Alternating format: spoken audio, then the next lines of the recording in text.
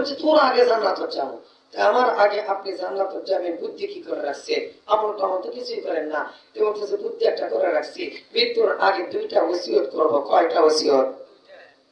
মৃত্যুর আগে 2টা ওসিয়ত করে আমার আত্মীয়-স্বজনদেরকে। 1 নম্বর ওসিয়ত হলো আমি যখন মারা যাব আমার জন্য কবর খনন করা কি দরকার নাই। 2 নম্বর ওসিয়ত হলো এই যে শরীরের মধ্যে যে কাপড়ের কাপড়, সাদা কাপড় দেওয়া হবে, এই কাপড়ের কাপড় কেনার দরকার নাই। আমি বললাম কারণ? সে বলতেছে যে আমার গায়ে একটা পাঞ্জাবি আছে, বয়স 33 বছর হচ্ছে। কয় বছর?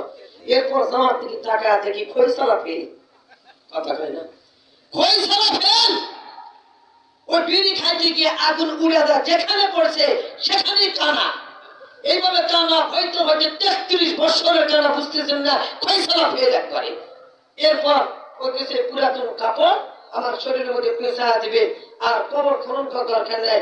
আমাদের এলাকার মধ্যে আটাল মাটি, বেলকা মাটি না, বেলকা মাটি হয় হালকা, আর আটাল ওই 30 বছর পার হয়ে গেছে। কবরের চাতাল ভাঙ্গে ভিতরে ঠান্ডা পড়ছে, 10-15 টাকা শিয়াল রাত্রে লুকা থাকে, কিন্তু পার্টিশন কি হয় ভাঙ্গে। ও বলতেছে আমি মারা যাওয়ার পর ওই আমার জামাটা গায়ের সাথে এরকম পিচা দিয়ে ওই ভাঙ্গা কবরের মধ্যে আমার গুতা দিয়ে আত্মস্বজন চলে আসবে। ওদের ডিউটি শেষ, আমার ডিউটি শুরু। ফেরেশতা আসবে, জিজ্ঞাসা করবে মার রাব্বুকা মান দীনুকা মান নাবিয়্যুকা। 3টা প্রশ্ন করতে আসবে। আমি চুপচাপ হয়ে বসে থাকবো, একটা কথাও বলবো না। প্রথম প্রশ্ন করবে, অ্যানসার দিব না। দ্বিতীয় প্রশ্ন করবে, অ্যানসার দিব না। তৃতীয় প্রশ্ন করবে, অ্যানসার দিব না। চতুর্থবার জিজ্ঞাসা করবে এই কথা বলিস না কেন? কম মার রাব্বুকা। তখন বলবো এ ফেরেশতা তোদের কি আক্কেল বলে কোনো জিনিস নাই? কোন জায়গায় আসছে? শরীরের মধ্যে দেখতো কাপড় আছে পুরাতন। আরে আমি নতুন লাশ হলে তো আমার শরীরের মধ্যে নতুন কাপড় থাকতো। আর আক্কেল বলে কোনো জিনিস নাই। এই ভাঙ্গা কবরের মধ্যে আছে কি জন্য? তার মানে একবার হিসাব হইয়া কথা কয় না। তার মানে একবার কি হয়ে গেছে? হিসাব হয়ে গেছে। তোর আক্কেল বলে কোনো জিনিস নাই। এই অন্ধকার কবর, এই ভাঙ্গা কবরে হিসাব কিছু লিখে রাখছে। আপনারা বলেন তো এইরকম কোন কৈশোর চরমনায় পিসাব থেকে নেয়? তাই বলে আল্লাহর বলি চরমনায় পিসাব আল্লাহর বলি, বড় বড় চরমনায় পিসাব থেকে নেয় যত পীর একরামের আছে, সমস্ত পীর আল্লাহর সমস্ত ইবাদত যদি ছাইরা কবরের মধ্যে এইরকম কোন যদি কৈশোর অবলম্বন করে, কবরের আযাব থেকে কি বাঁচা যাবে? কথা বলা। আর যদি ওপরের মধ্যে আওয়াজ যদি না দিতে পারেন, ইমানদারদের মধ্যে যদি বিপ্লবী আওয়াজ না দিতে পারেন, স্পষ্ট ভাষায় বলতে চাই, বুঝতে হবে আপনাদের মধ্যে আমরা কোনো ইমানদার না, আমরা এখনো বেঈমানদার হয়েছি। কথা বলেন, কথা ঠিক কিনা? ইমানদারদের মধ্যে কোরআন হাদিসের মধ্যে এসে আওয়াজটা একটু ওমরের মতো হওয়ার দরকার আছে কিনা? কথা কয় না? দরকার আছে কিনা? ওমরের মধ্যে একটা আওয়াজ মারবে, শয়তান তো দূরের কথা, মানুষ রূপে শয়তান পর্যন্ত পালাইতে বাধ্য হয়ে যাবে। কথা কর, কথা ঠিক কিনা? আরে এক ফুলের গলা হাঁকার দেওয়ার কারণে যদি চোর বাড়িতে উঠবার সাহস পায় না, আরে ফুলের গলা হাঁকার থেকে আওয়াজ আমার কম আছে না বেশি আছে? কথা কয় না? পারে আমরা যদি নারে তাকবীরের স্লোগান যদি একবার গলা ঝাড়িয়ে রাখতে পারি, শয়তান তো দূরের কথা, নাস্তিক মুর্তা জায়েদ খানের মতো, তাসলিমা নাসরিনের মতো বাংলার জমিনে যত কোরআন বিদ্বেষী আছে, হাদিসের শত্রুরা আছে, মুসলমানদের শত্রু যারা আছে, কোরআন হাদিস নিয়ে যারা কটূক্তি করে, নাস্তিক মুর্তা আপনার আমার গলার নারে তাকবীরের ধ্বনি যখন শুনবে, খোদার কসম করে বলি, কসম কসম খোদার, ওই নাস্তিক মুর্তা আমার আপনার গলার নারে তাকবীরের আওয়াজ শ্রবণ করার বাংলার জমিনে থাকতে পারবে না, এদেশ থেকে বাড়াইতে বাধ্য হয়ে যাবে। চিৎকার করেন, কথা ঠিক কিনা? সাউন্ড দিতে পারবেন তো? ইনশাআল্লাহ ইনশাআল্লাহ। কি কয় গতকাল গাইয়া জয়পুরহাটে গেছিলাম, 1:30 পৌনে 2টার সময় দোয়া করে দিলাম। এই রে বাবা রে, কিছু লোক আছে না বাদ্য শুনলে মুখ উঠা যায়। কথা কানা আছে কিনা? যার বল খেলা অভ্যাস, এই যে বল খেলা অভ্যাস, খেলা দেখে ওই পাও ধীরে ধীরে এই দিকে কথা করে কিনা? কেন তুই পাও লড়াচ্ছ? কোথায় পাও তো আমি লড়াচ্ছি না, এমনি লড়তেছে। তার মানে ওটা ওর অভ্যাস। কথা কয় না? ওই জয়পুরহাট গেলাম, বাবা কথা বলা যায় না, তকবীর আর তকবীর, আর এখানে মুখ গলা দুটাই নষ্ট হয়ে গেল, মাঝখানে কোনো আওয়াজই নেই।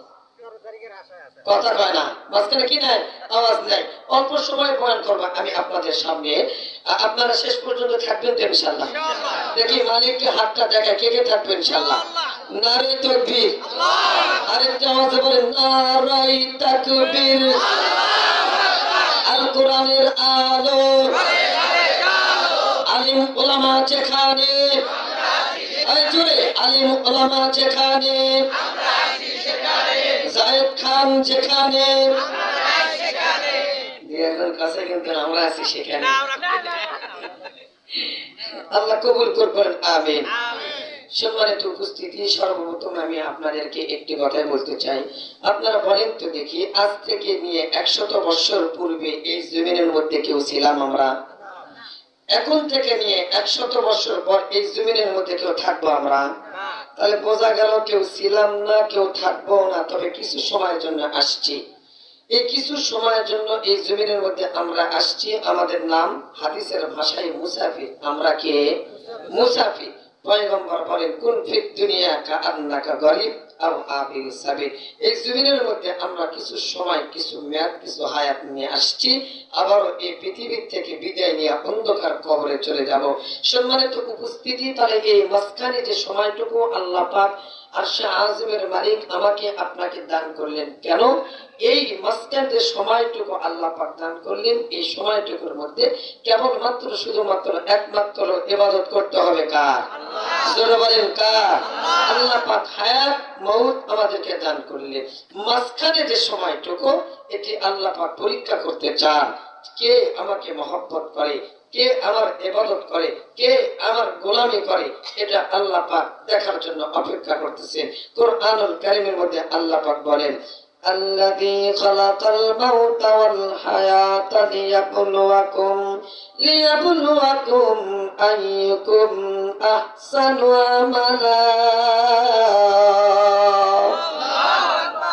আল্লাহ হায়াতের মালিক, মউতের মালিক। মাঝখানে যে সময় আমাকে আপনাকে আল্লাহ পাক ইমতিহান আর পরীক্ষার মধ্যে ফেলাইছেন, কে আমল গুলো ভালোভাবে করে, কোন বান্দা আমি আল্লাহকে ডাকে। যেই ব্যক্তি, যেই বান্দা আমি আল্লাহকে ডেকে অন্ধকার কবরের মধ্যে আসবে, বান্দার আমল যদি ভালো হয়, আমি আরশে আযমের মালিক আল্লাহ, আমি সুন্দর করে ওই কবরকে জান্নাতের টুকরা হিসেবে কবুল করব। চিৎকারটা বলেন না কেন? আল্লাহু আকবার। সম্মানিত উপস্থিতি, তাহলে অন্ধকার কবরে তোমাদের যাইতেই হবে। পয়গম্বর আলাইহিস সালাতু ওয়াস সালাম এই পৃথিবী থেকে বিদায় নেওয়ার মাত্র কয়েকদিন আগে, 7 দিন মতান্তরে 9 দিন পূর্বে আল্লাহ পাক রব্বুল আলামিন কুরআনুল কারীমের একটি আয়াতে কারিমা নাযিল করে জানা দিলেন, ওগো পয়গম্বর, তুমি যতই বড় দামি হও না কেন, তুমি যতই বড় আমার বন্ধু হও না কেন, তুমি এবং তোমার উম্মত কিয়ামত পর্যন্ত যারা আসবে, সবার একদিন না একদিন দুনিয়া থেকে বিদায় নিতে হবে। কথা বলেন, কথা ঠিক কি না?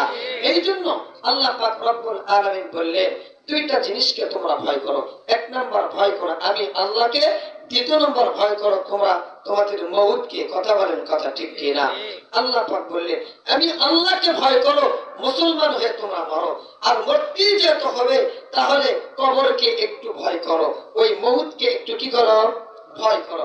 আল্লাহ পাক কুরআনুল কারীমের মধ্যে বলেন, ওয়াত্তাকু ইয়াওমান তুরজাউনা ফীহি ইলাল্লাহ সুম্মা তুওয়াফা কুল্লু নাফসিন মা কাসাবাত ওয়া হুম লা ইউযলামুন। আল্লাহু আকবার। আল্লাহ পাক বললেন, ওই দিনকে ভয় করো যেই দিন তোমার শরীরের সমস্ত রঙিন কাপড়গুলো একটা একটা করে খুলে হয় ভিক্ষুককে দিয়ে দিবে, নাই ফকির মিসকিনকে দিয়ে দিবে, নাই পুড়ে জ্বালা দিবে, নাই মাটির মধ্যে পুঁতে রাখবে। ওই দিনকে ভয় করো যেই দিন জীবনের শেষ গোসল তোমার জন্য জানা হবে। ওই দিনকে ভয় করো যেই দিন অন্ধকার কবরের মধ্যে তোমাকে রাখতে হবে। ওই কবরের মধ্যে যতই ঠান্ডা হয় না কেন, কোনো কম্বলের ব্যবস্থা থাকবে না, কোনো বালিশের ব্যবস্থা করে দেওয়া হবে না, কোনো সাথী থাকবে না, বন্ধু থাকবে না, আলোর কোনো প্রকার ব্যবস্থা থাকবে না, নিঃশ্বাস আর অক্সিজেন নেওয়ার মতো কোনো পরিবেশ থাকবে না। ওই দিনকে ভয় করো যেই দিন এই দুনিয়াকে একদম সে বিদায় দিয়া অন্ধকার কবরে যাইতে হবে। ওই দিনকে তোমরা ভয় করো যেই দিন আমি আল্লাহ পাকের দরবারে তোমার কি দিতে হবে? হাজিরা দিতে হবে। মনে রাখো, আমি আল্লাহ পাকের দরবারে যেদিন হাজিরা দিবা, সেই দিন তুমি মুনাফিক হইয়া কিন্তু হাজিরা দিও না। সেই দিন নাস্তিক মুরতাদ হয়ে হাজিরা দিবা না। সেই দিন সাহেব খানের দলের লোক হয়ে আমার দরবারে হাজিরা দাও না। সেই দিন তোমরা তসলিমা নাসরিনদের দলের অন্তর্ভুক্ত হইয়া আমার কাছে হাজিরা দিবা না। ওদের দলের অন্তর্ভুক্ত হইয়া যদি আমার বলে আমার কাছে হাজিরা দাও। আমি তো দূরের কথা, আমার ফেরেশতারাও ছাড় দিবে না, বাটন পিটা করতে বাধ্য হয়ে যাবে। কথা বলেন, কথা ঠিক কিনা? তাহলে আমাদের মরতে হবে মুনাফিক হয়ে নয়, আমাদের মরতে হবে সাহেব খানের দলের লোক হয়ে নয়, আমাদের মরতে হবে নাস্তিক মুরতাদের দলের লোক হয়ে নয়, আমাদের মরতে হবে এক নাম্বার মুসলমান হয়ে। কথা বলেন, কথা ঠিক কিনা? ইয়া আইয়ুহাল্লাযীনা আমানুত্তাকুল্লাহ হাক্কা তুকাতিহি ওয়া লা তামুতুন্না ইল্লা ওয়া আনতুম মুসলিমুন।